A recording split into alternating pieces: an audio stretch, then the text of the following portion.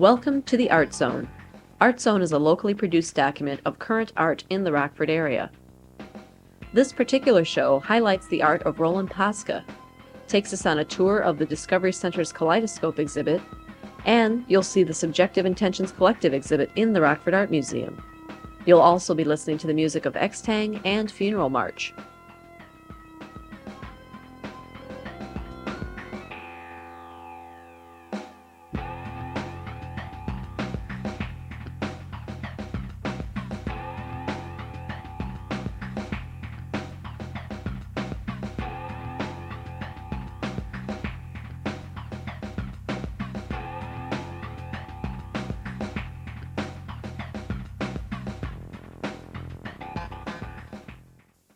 One of America's foremost printmakers lives right here in Rockford.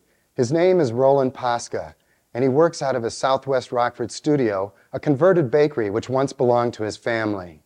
The Rockford Art Museum exhibited his works and produced a video showing the workings of his studio. Here are highlights now from that video. By the way, special thanks to the Beloit Corporation and WTVO Channel 17.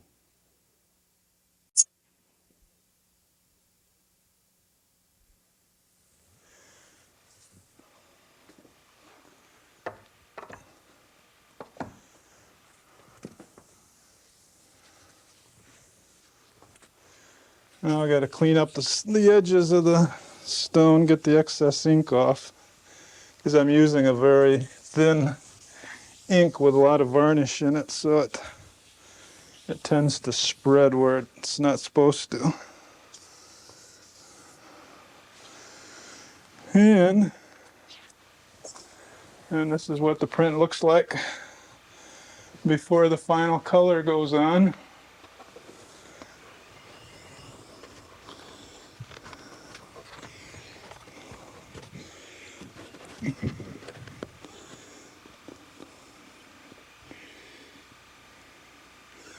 And the stone has registration marks engraved on it, then the paper has registration marks on the back of it.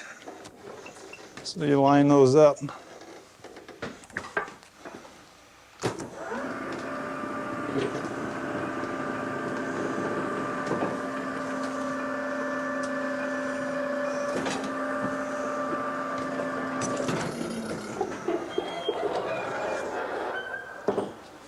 With the end of the project here, I did 16 images this size, and we figured it out over the 6 years. What you saw going through the press, we did almost 40,000 times.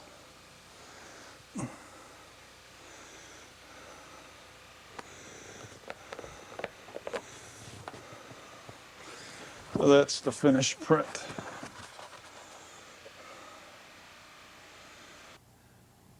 As an artist, Roland Poska creates large, vibrantly colored murals, which he has named tapestries. That label combines the word paper and tapestries, and it refers to the process of making the murals and their final appearance. For 25 years, Roland Poska has painted with paper rather than on it. He adds color pigments to paper pulp, then layers the pulp and lets it dry. The finished products often represent natural phenomenon like snow or rain or a forest or a sunset. For Roland Poska has always been in awe of the complexity of nature. After the paper is dry, the borders on these prints are very important. So I want a total border, so I have to tear off the edges that I use for registration and handling.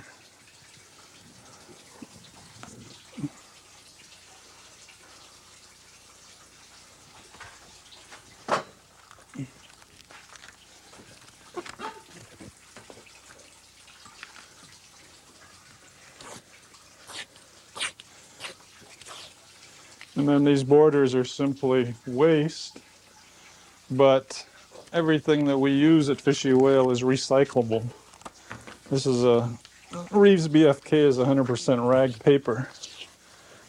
And the borders then I re-soak into water. See all the strips from other prints. And I take it over to the beater.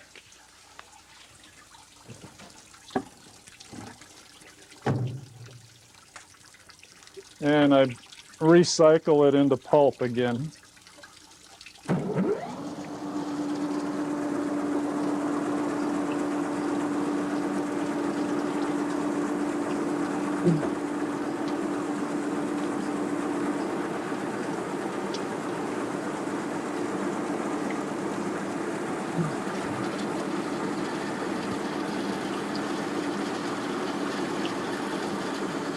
But that gives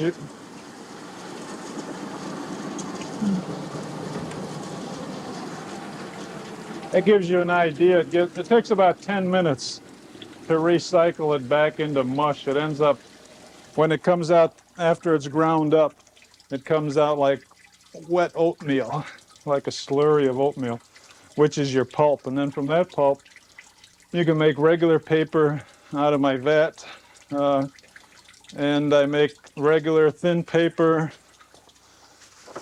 sheets of thin paper of different colors, and that I grind the pigment in with the fiber. So actually you can use t-shirts, you can use the shirt off your back, cut it up, put it in the beater, grind it up, put dry pigment in there, and you come up with any kind of colored paper that you want. And I go from this thickness to this thickness to this thickness, pieces like this. And all of this other vocabulary that I'm actually making up over the years, I end up using in my paintings. Okay, after we get the pulps and everything, I make up a palette of about 60 colors. And this happens to be a finished painting. But when it gets to this stage, I paint on the surface to get my gloss areas. I can also peel the surface, and I can also add textures. But to get to this point, I have hundreds and hundreds of different transitional colors made. And I end up cutting end grain pieces.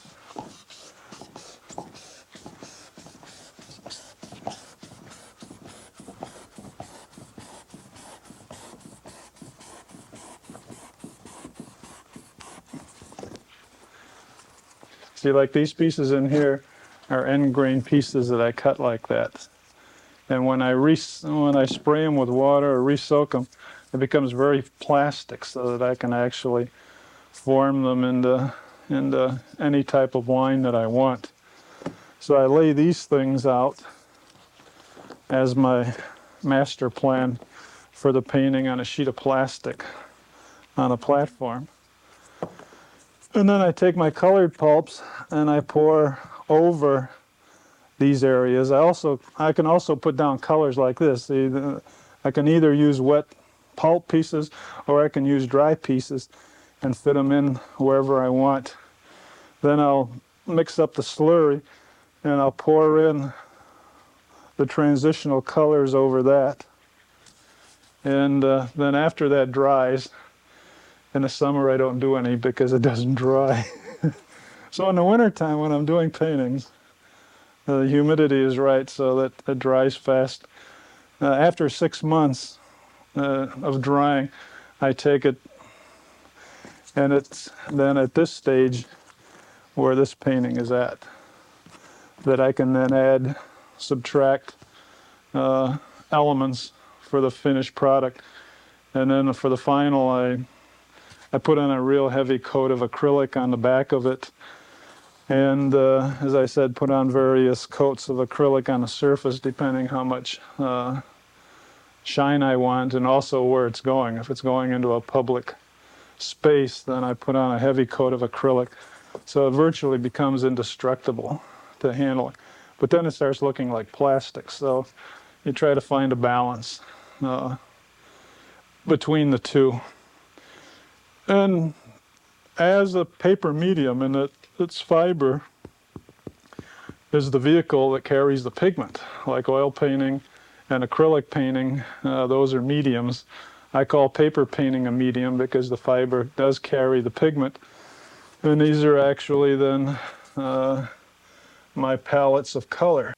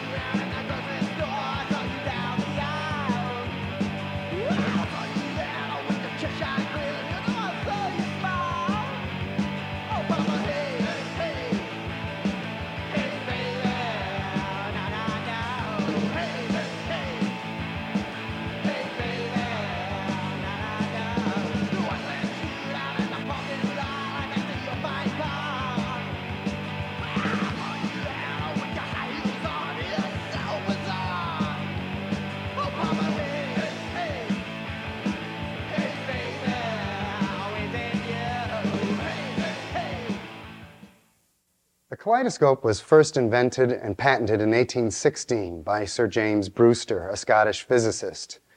It's a classic toy which offers every viewer entry into a world of beautiful and colorful vision. And as you can see here, it comes in all shapes and sizes, but it's what's inside that counts. An exhibit at the Rockford Discovery Center not only features the artistic side of kaleidoscopes, but also the scientific angle.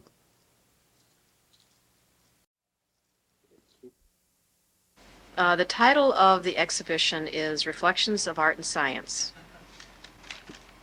And basically it's over 18 different kaleidoscopes with 4 different stations where adults and children, the visitors, can look through a kaleidoscope and really have fun with the kaleidoscope. I mean, that's the emphasis of the program and the exhibit, is that kaleidoscopes are beautiful, they're a work of art, but they also display mathematical and science principles, and that people should not be afraid of science, that it can actually be fun and beautiful.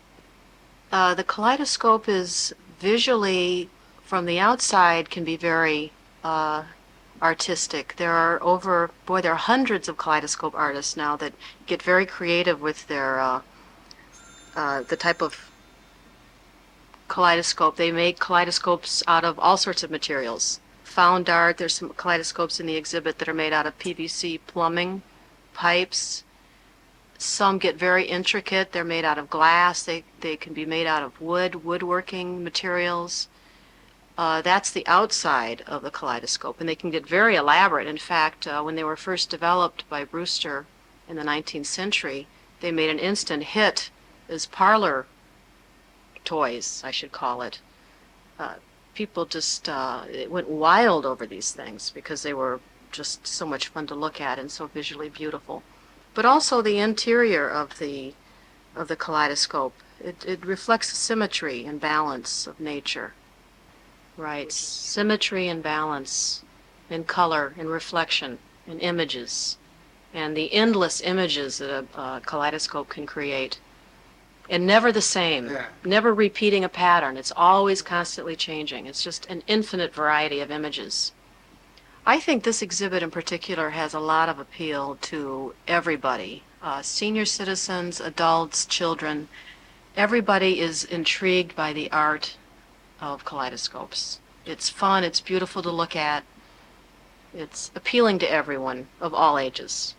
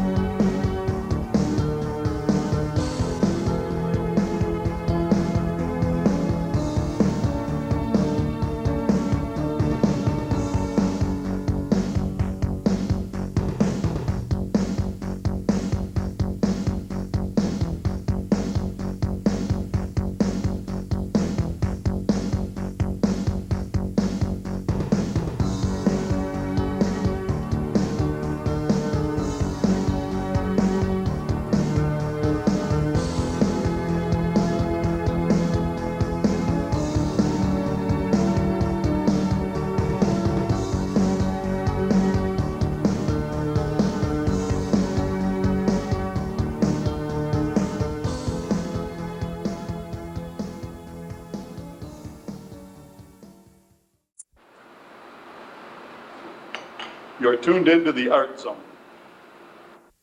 One of the most influential forces behind every art exhibit is the curator. We'll now take you to the Rockford Art Museum for a very personal guided tour of an exhibit entitled Subjective Intentions, curated by Peter Baldaia, kind of the artist behind the artist at the Rockford Art Museum. Subjective Intentions features Rockford and regional artists. The title of this show is Subjective Intentions. And explain to me a little bit about what that means. Okay, well, you know, what I try to do with my titles is to provoke people, to make them think a little bit. It's not an easy title, and you might look at it and think, well, what the hell does that mean, subjective intentions? Basically, what I'm trying to say with the title is that what I've got here in this exhibition is a group of work that is very personally based. It's not objective in the sense that it has a kind of rationally pre-thought kind of an approach. It's very personal and it's very subjective, and many of the artists in this exhibition work with their own very personal feelings, and some of them are real hard to express in words. It comes intuitively, it comes deep from within them. And so it seemed an appropriate title for the exhibition. Very often I'll have an idea for a show, and I might have a couple of people in mind. Very often what I do is I'll come up with an idea for an exhibition, and I'll build a show. I'll come up with a title, which will key into what I'm thinking of. And then I'll build a show around that. And it usually is an organic process. I might have 2 or 3 people in mind for an exhibition, but then I go out into the local and the regional community and see what else might fit into the show. And generally what happens is the shows build organically. And when I'm finished organizing a show, it generally is very different from what I might have originally conceived it to be. I think there is a common thread, and I think that thread is that each one of these artists is coming from a very distinctive personal perspective. Some of the work is not as subjective as other works. There's an artist in the show who's really, in a sense, a conceptual artist, so he's coming from a little bit more of a removed and rational point of view. Other artists are so intuitive that they really have a hard time explaining concretely what it is that their work is all about, because it's so deeply rooted in their, psyche or being.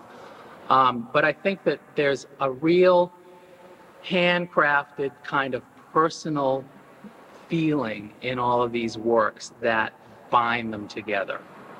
These are very interesting pieces by a Chicago artist named David Philpot. And David lives on the south side of Chicago. He's an Afro-American artist. He is the oldest artist in the exhibition. I'd say he's about 55. And he's been carving these staffs for about 20 years. These are all carved from the same kind of tree, the same kind of wood.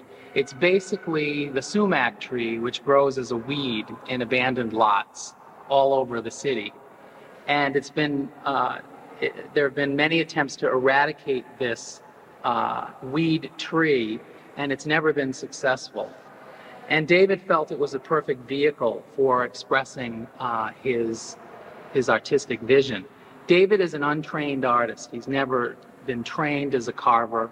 He decided, he'd always been interested in carving. He decided he wanted to carve a series of staffs about 20 years ago, and he simply went out and cut down some of these sumac saplings and began to draw on them with a crayon or a magic marker, and with whittling tools by hand began to carve them. And over the years, he's developed this incredible range of carving techniques. Each one of these pieces is hand carved. There's no machine tools used at all. This artist has a more conceptual approach to his work than most of the other artists in the show. There's a political agenda that is part of these works, and I can't really say that's the case for anybody else. I felt it was important to include this artist in the show because his work is very personal.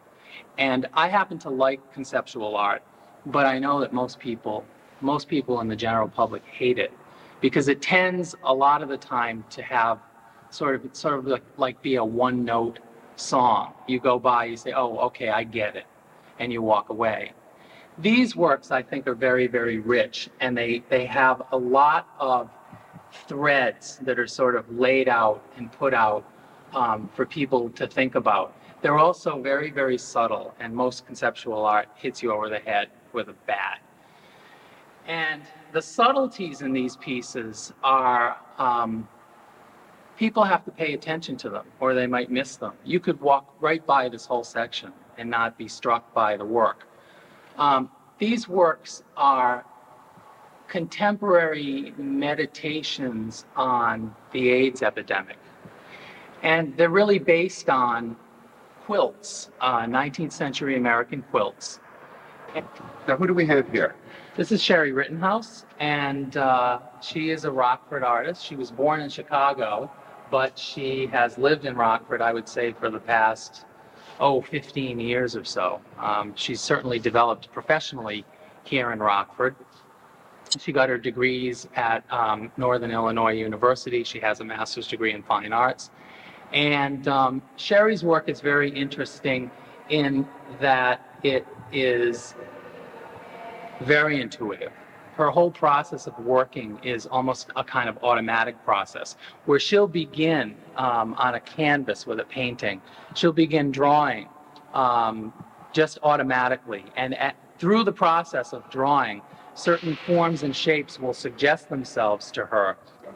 These works are by Carol Weber, and Carol is a Chicago-based artist. Carol's been working professionally for about 10 years.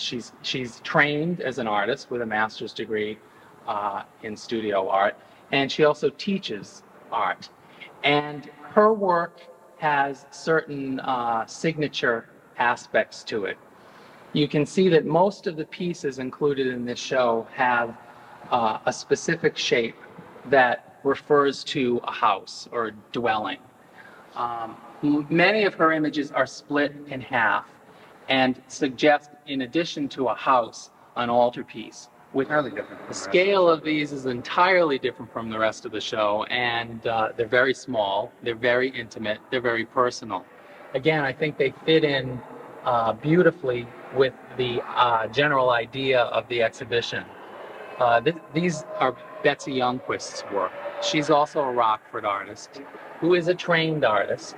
And what she creates are very small-scale watercolor paintings that are heavily encrusted and embellished with a lot of different jewel-like found objects.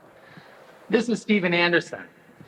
And Stephen, I think, is one of the most interesting artists that I've ever met in my entire life. He is Rockford born, Rockford raised. He is not formally trained as an artist. He decided about 10 years ago, he's a very creative person. He decided about 10 years ago that he would try his hand at painting. He had been writing music and trying to, sell his music and get established as a songwriter, and that wasn't working. So he decided to try his hand at painting. I think that Matt is an incredible artist, and he, again, is an untrained talent. It's all intuitive. He's completely self-taught. But he has created and continues to create these marvelous, marvelous works that are a combination of violent, aggressive approaches to the work, and yet have this very romantic, very kind of wistful, yearning quality. There's also a real tension in his work between the compulsion to be perfect and to craft these beautifully finished framing elements, and yet you'll look at a lot of his work and it's very crudely, in some areas, it's very crudely created. What we're looking at right now is Greg Miller's work, and Greg is different. He creates three-dimensional sculptural works. He creates two-dimensional works which function as sculpture, as wall sculpture, and he creates two-dimensional oil-on-canvas paintings. His paintings vary also in terms of their style and approach. He had been known for, the last couple of years, creating these geometric shaped canvases with very crisply delineated geometric areas, very painterly, very colorful, almost a decorative quality to them, very beautiful. Really, this show is important to me. One of the reasons why I wanted to do this kind of a show as my first show at the museum was to send a message to the community. I found a really thriving art scene here in Rockford and people who were deserving to be seen in a museum context, and also people whose work could be equal to the kind of work that we show here that goes outside the region. This isn't just a show of Rockford artists. It's a show of regional artists. Many of them happen to be from Rockford. Others happen to be from Chicago. And that's important as well. I didn't want to just do a show in Rockford of Rockford artists. I wanted to show the best work that I could find in Rockford that could hold its own with other people's work or other areas of the region. And it's a very important show for me in terms of telling people in the community who might not be familiar with these artists. These artists have shown in Rockford, but a lot of people who come to the museum don't necessarily go to the alternative spaces where these artists have been visible in Rockford. And I wanted to find a way to validate them in some sense to the community. And I'm very pleased with the way the show looks, with the quality of the works, with the richness of the experience that you can get in this gallery. So I'm happy with it.